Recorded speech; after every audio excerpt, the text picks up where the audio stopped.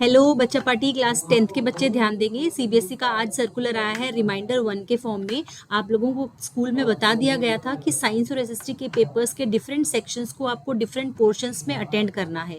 ये clear instructions आपको पहले मिल गई थी, लेकिन सीबीएसई ने इसको दोबारा क्लैरिफाई किया है कि जो आपको इन्फॉर्मेशन पहले कम्युनिकेट आपके से की गई थी कि जो आपको सेक्शंस ए बी सी तीनों अलग अलग पोर्शंस में अटेम्प्ट करने हैं, लेकिन उसमें एक और इन्फॉर्मेशन दी है कि ऐसा ज़रूरी नहीं है कि पहले आप सेक्शन ए करें फिर बी करें फिर सी करें।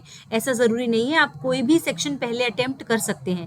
यानी कि जैसे इसमें बताया कि सेक्शन बी ए देन सी, ऐसे भी अटेम्प्ट कर सकते हैं, चाहे तो पहले सी कर लें बी कर लें।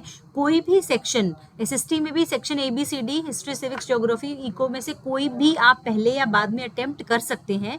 लेकिन what you have to focus is, अगर आपने पहले सेक्शन बी शुरू कर दिया तो उसको पूरा खत्म करना है, फिर सेक्शन अगर आपने ए शुरू किया उसको पूरा खत्म करना है, या फिर सी शुरू किया। आप स्पेस छोड़ सकते हैं फॉर द टाइम बीइंग, लेकिन एक सेक्शन को एक साथ पूरा अटेम्प्ट करके खत्म करना है, फिर दूसरा सेक्शन स्टार्ट करना है। ये जरूरी नहीं है कि आप ए बी सी डी की सीक्वेंस में करो, सीक्वेंस आप अपनी चॉइस से चूज कर सकते हैं, लेकिन सारे सेक्शंस को एक साथ ही करना है।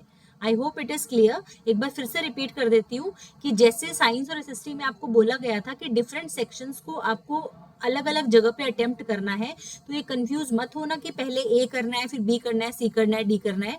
आप कोई भी सेक्शन अपनी मर्जी का, चाहे आप पहले ज्योग्राफी अटेम्प्ट कर लें, इको अटेम्प्ट कर लें, डजेंट मैटर, लेकिन अगर आपने ज्योग्राफी स्टार्ट करी है तो ज्योग्राफी के जितने भी क्वेश्चन हैं वो एक साथ होने चाहिए। फिर आप नेक्स्ट सेक्शन में जाएंगे, जैसे आपने बायो पहले शुरू कर दिया अगर साइंस में, तो पहले बायो करेंगे, फिर उसके बाद आप केमिस्ट्री करेंगे, फिर फिजिक्स करेंगे। I hope the instructions are clear. Sequence is not important, but each section should be at separate place. That is more important. Thank you and have a nice day.